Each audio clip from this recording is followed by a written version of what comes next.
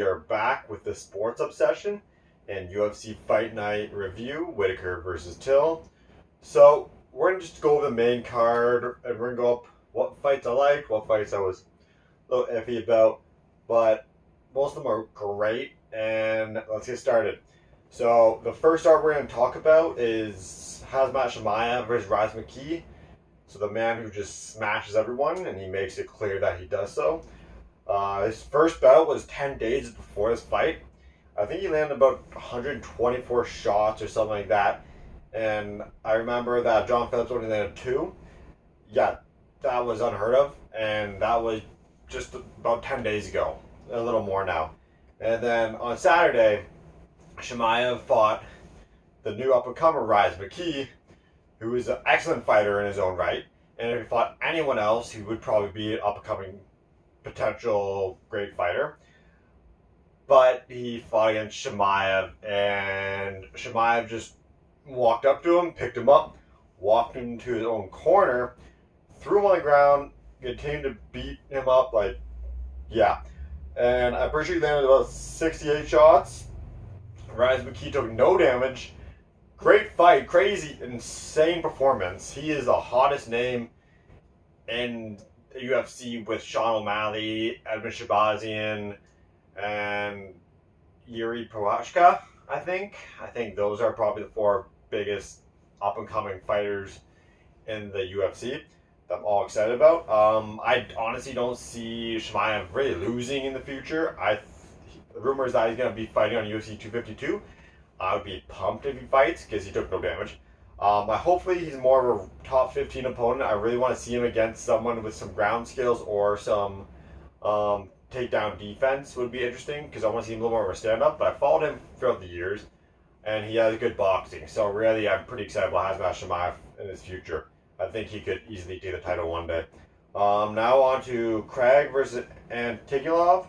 Honestly, it was pretty fast. Antigulov came out firing. Took Craig down, but really he left one arm and his head open, and he got triangle choke, just like what Craig's done before. I think game over. So it was a good fight, good finish by Paul Craig. Now we're got Carlos Esparza versus Rodriguez. Great fight, very back and forth, pretty exciting.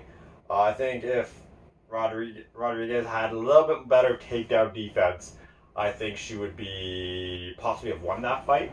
Honestly, I could see it going either way, but Carla Esparza really took over with just her takedowns and some ground and pound. But Rodriguez had a way better stand-up, I found. But it was an exciting fight and good for Esparza because now she's back in the title picture, maybe another fight or two before another title run. All right, now we got Verdum versus Gustafsson. Honestly, well, this fight did not end the way I thought. I did not see this. This is Verdum's last fight on his contract, and I'm feeling he's going to go to Bellator and face Ryan Bader for the championship at some point. I thought Gustafsson looked good at first. He did look good. But he played to the game of one of the best grapplers of all time, if not the best grappler in a heavyweight division ever. Fabricio Verdum, he's unbelievable. He's beaten countless legends. He's a legend in his own right. Gus looked good at first, got taken down, got back up. Verdum went back and tripped him, took him down, and it was pretty much game over there where Verdum got the armbar, and that's it. I'm excited to see Gustafsson fight again. I think he should continue at heavyweight. Don't go back to light heavyweight.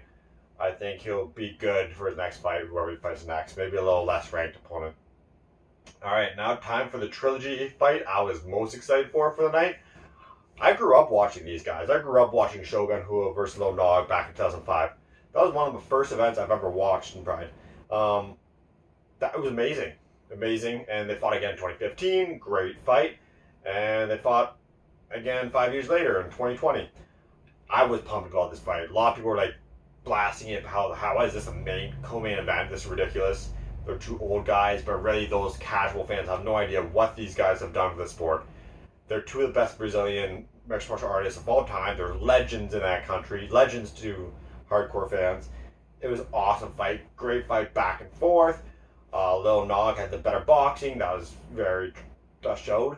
Shogun, I think his kicks, his punches still went through, and he had a couple of takedowns. I think that's what got the victory. I think that fight could have also gone both ways, but I'm not upset with Shogun winning. He's won all 3 fights, but they were all extremely close. I'm kind of upset, but to see Lil Nog retire, I understand. He's had his heyday. He's going to join his brother in retirement, and I really appreciate everything he's done for the sport. He is one of the biggest legends ever. Um, Phenomenal fighter, one of the best light heavyweights ever, and I really thank him and hope he enjoys his retirement. Now moving on to the main event, we got the Reaper Robert Whittaker versus Darren Till. These two fighters are probably two of the most beloved fighters in mixed martial arts. Everyone likes both of them. Mike Perry might not like Darren Till, sorry, but everyone likes Darren Till. He's a funny guy. Robert Whittaker is extremely beloved, great dude. They even don't mind each other. And that fight was technical. Holy cow. Mostly a stand-up battle. I definitely feel like Darren Till landed the heavier shots because he knocked Whittaker down in the first round. But Whittaker definitely landed more shots by far. And his leg kicks were crazy. He busted up Till's knee. That looked pretty bad. I think Till might have to get surgery on that. That's what I heard as a possibility. Whittaker's takedown. Whittaker's a complete mixed martial artist. If you want a complete overall mixed martial artist, Robert Whittaker's that person. He does everything really good. He does everything really good. He looked great. He didn't look so all over the place when he got frazzled like he did in Israel Adesanya's fight. I think Whittaker just got better, and it looked like he enjoyed the fight game a lot more. And it's so technical. It was stressful for them fighting. It was stressful for me watching. It was great, fantastic fight. I loved it. Can't wait to see both of them fight again. I think Whittaker will fight maybe Cannonier or Hermanson. I think that would be a good fight. And I don't know where Darren Till will go. I think he'll fight a top opponent again, and then maybe win 2 more fights and get a title shot. But I think if Whittaker can beat Cannonier or Hermanson, I think that would shoot him to a title shot for whoever's next.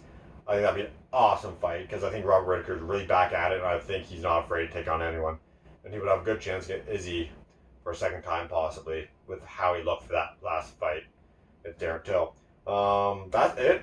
Great event. Congrats to Robert Whittaker for winning. Stay tuned for my predictions for Brunson and Edmund Shabazian. Derek Brunson from Strikeforce. Great fighters, fought very tough fighters, lost to great fighters, but he's always there, always hungry, always taking out up-and-comers. Edmund Shabazian's as big as an up-and-comer that we've probably ever seen in a long time, especially in the middleweight division. He's amazing. Stay tuned for this Saturday to watch that, and I will give my review on Sunday or Monday. All right, guys, that's it. Stay obsessed.